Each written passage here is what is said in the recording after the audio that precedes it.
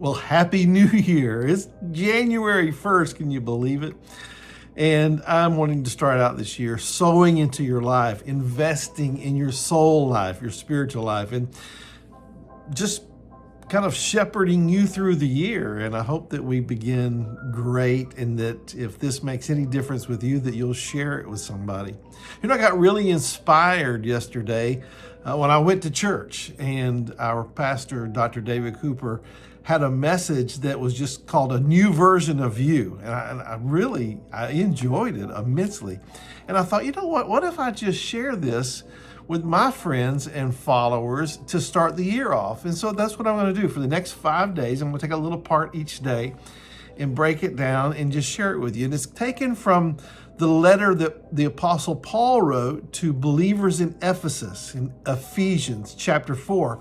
Now, Ephesians chapter 4 is one of my favorite collection of scriptures and messages in all of the Bible, because it talks about the synergy of being together and living together and walking together and becoming together the image of the anointed one, of Jesus Christ in the earth, and presencing him and being his personality and power here in the earth. And so Paul has got that idea out that, hey, we're all in this together. We're one, we're unified, we're on a common mission together. And then he says, now we do realize that not everybody is on this mission. He says some people are separated from a relationship with God. This is in the latter part of the 4th chapter of Ephesians, if you want to read it for yourself. I'm giving you my paraphrase of it. He said, not everybody is on the same mission.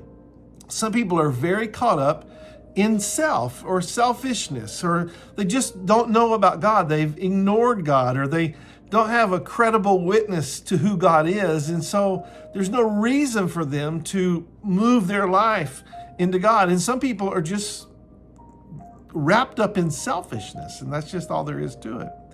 But then he said this, and I love this. He says, but you have not learned Jesus Christ this way. You don't learn selfishness. You don't learn isolation. You don't learn being by yourself and making it all about yourself. You don't make that decision from following Jesus Christ. Now, granted, there's probably some very selfish Jesus claimers. I don't call them Jesus followers, because I don't think they follow Jesus. But he goes on to say this. He says, you've not learned Christ. He says, if indeed, or in the truth, you have heard him, and if you have been taught by him, then it's a very different picture in your life. He goes on to say, as the truth is in Jesus, this is how you matriculate. This is how you move toward being like Jesus, loving people like Jesus, forgiving people like Jesus, embracing people like Jesus, valuing every human being just like Jesus did, or just as if they were Jesus themselves. He says, this is what we learn from Jesus. And so we're moving this way. So as the truth is in Jesus, what you have to do to matriculate to his life is that you put off, or take off, that selfish orientation. He says it this way. He says, put off concerning your former conduct, the old man, he goes on to say, which grows corrupt according to deceitful lust. In other words, that basically we destroy ourselves when we're just consumers, when we want so much, when we pursue so much of this world and what's in it and what's of it. He says we destroy ourselves. We become corrupt. We're corrupted. To something to be corrupted is like, you can see a fruit. That's my first thing that comes to my mind, that a fruit that is overripe and goes bad is corrupted. And even though it's a great fruit and it was created for good purposes, I don't want to eat it. I don't think you do either. You don't want to eat an apple with worms in it. You don't want to eat a brown banana that seems like it's past its prime.